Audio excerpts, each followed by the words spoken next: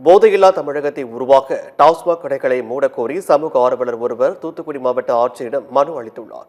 குறை தீர்க்கும் நாள் கூட்டத்தில் மனு அளித்த பின்னர் பேசிய சமூக ஆர்வலர் பாலகிருஷ்ணன், தூத்துக்குடிகள் 24 மணி நேரமும் போதைப் பொருள் கிடைக்கும் நிலை உள்ளது என்று வேதனை தெரிவித்தார். டாஸ்மாகில் மதுபானம் வாங்குபவர்கள் ஆதார் கார்டு காட்டி ஒரு நாளைக்கு ஒரு பாட்டில் மட்டுமே வாங்க முடியும் என்ற நிலையை ஏற்படுத்தினால் போதை பழக்கத்தில் இருந்து மக்களை திருத்தலாம் என்று ஆலோசனை வழங்கினார். போதை பழக்கங்கள் 24 மணி நேரம் நடந்து கொண்டிருக்கிறது. அது காவல்துறையும் கண்டுக்கிடாமல் அவங்களுடைய பணியை செய்து கொண்டுதான் இருக்கிறார்கள்.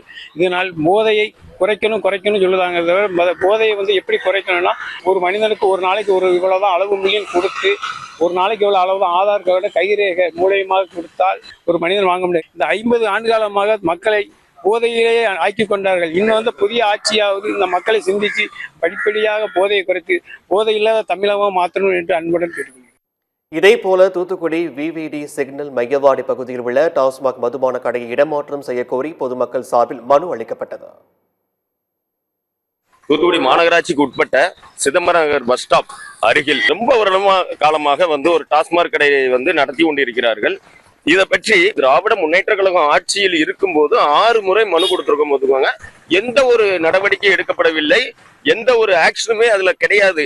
அது மட்டும் இல்லாமல் பொதுமக்கள் சார்பாக இன்னைக்கு இந்த டாஸ்மார்க்கை அகற்றப்பட வேண்டும் என்று இன்னைக்கு ஒரு மாவட்ட ஆட்சியர் ஐயா அவர்களை சந்தித்து மனு கொடுத்திருக்கிறோம்.